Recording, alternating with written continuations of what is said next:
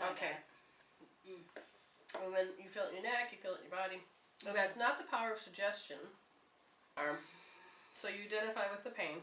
So is that the 1-year-old trying to tell you it's very scared, it wants to be saved. Here's your 1-year-old having an issue. Okay? I'm going to put it out to you too. So if any of you have kids, you'll be able to identify. And if you don't, think of your nieces and nephews. Wouldn't you want to go save that child if it's in harm? If your children in harm right now, while I'm 1 year old, what would you want to do? Go save it. Exactly. So why can't we save ourselves?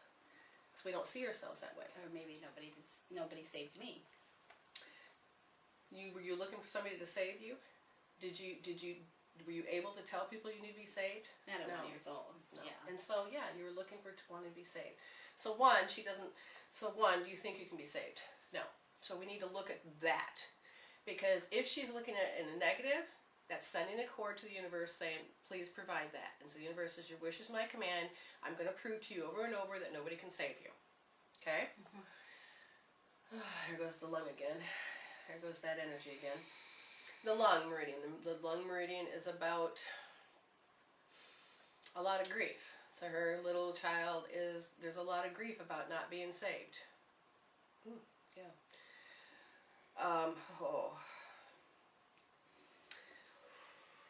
Okay. Alright, here we go. It doesn't even know if it wants to. It wants to be saved, but it's scared because it's saying, and when I can hear it, it's going to happen again. It's just going to happen again. She's stuck as a recording. It's just going to happen again. So she's looking at one specific feeling or memory, and I'm very curious of what it is. It's your fear. Dread, just fear. But this is what I'm seeing. I'm seeing a specific thing that, there they are. They haven't left. You haven't seen them leave. Oh. So now I'm curious. Okay, so I'm going to do this there's several ways of doing it. Why don't you close your eyes for a moment? Anyone know if this is the grandma table thing? No, not yet. Okay. Well, let's find out. They're curious. Is this about Grandma Tate? Well, no. Okay. I want you to go back to that little girl. And what was the first thing they did to you? Touch me? Oh, it goes right to the head. There you go. So that's where they did it. It's right there. And it was because you looked through which sensory system? Eyes, ears, feeling. Okay, so she felt it first. So again, when there's meta programs that run the programs, and she didn't know what to do with that feeling. So she intuitively felt that. Now, are you very scared of this? It's still looking at you? Have you given it shape? Have you given it as a human form? Has you given it as an alien form? Have you given it... so this is male, female. And this... I'm very familiar with that. So this is somebody that's on the other side. This is somebody that's alive to you. No? This is somebody's archetype. Your archetype. No, it has nothing to do with your guides. Okay. This has to do with feeling people's emotions. You bumped into their residue and you scared you crapless. Okay, I need to I'm going to let you sit there and I'm going to let you listen. Because they need to understand something that you already know. After 9/11, there was a lot of fear and things, and being the intuitive feeler that I am, I was walking up to Target. And I had zipped up, I had held my energy, and I was doing pretty good, not feeling everybody. And so I got out of my car and I'm walking up, and all of a sudden, it only took a split second. It felt like my body was thrown back and slammed against the hood of a windshield of the van. What I saw in that precise moment was that Target blew up. It was the terrorists that did it. And it's going to happen, and I'm not going to be able to stop it, and I'm afraid to be out in this world. And then what will happen? Somebody left their fear behind. Somebody left their fear behind, and I walked right into it, picked up the residue, and I relived their fear that they were so scared that they left it behind. Now, I will tell you, a lot of kids will pick it up. A lot of kids, when animals, they use their noses.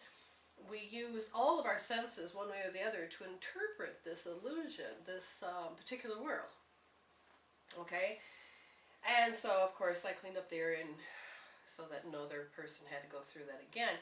But you don't know what to do when you feel them. When you feel them, you have no clue. The first one, now you went through other residues, they were happy.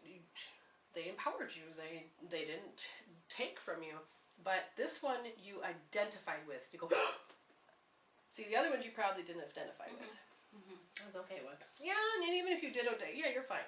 This one took you off guard. You're completely still thrown off center. You're still completely off center. It's beyond a 10. It's like 1,000 more, 1,000. Yeah. And and now I'm curious. It's fear. Did you pick up people's fear? Now you reacted with fear, but what was it you picked up? You picked up somebody's shock.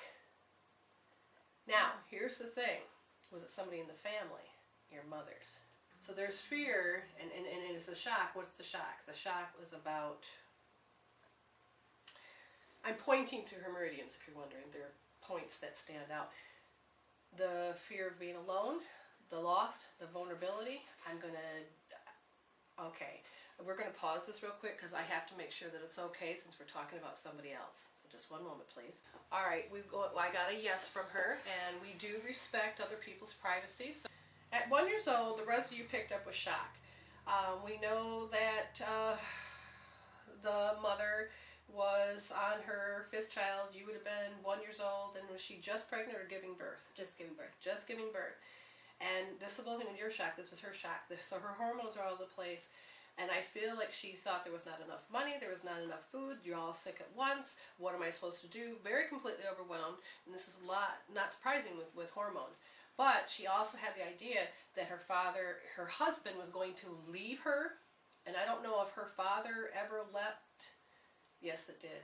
I'm sorry, now we're going into your mother's because I felt like he left her, not the mother, but left her in charge of taking, and she didn't have the experience. Oh, we are going further. It was a girl that became a mother. She didn't need to, but that she had to because her parents couldn't be involved because they had to live their life. Okay. So she's now stuck taking care of her siblings, which now she's panic and fear that she's not going to be able to do it, and she's constantly has to do it.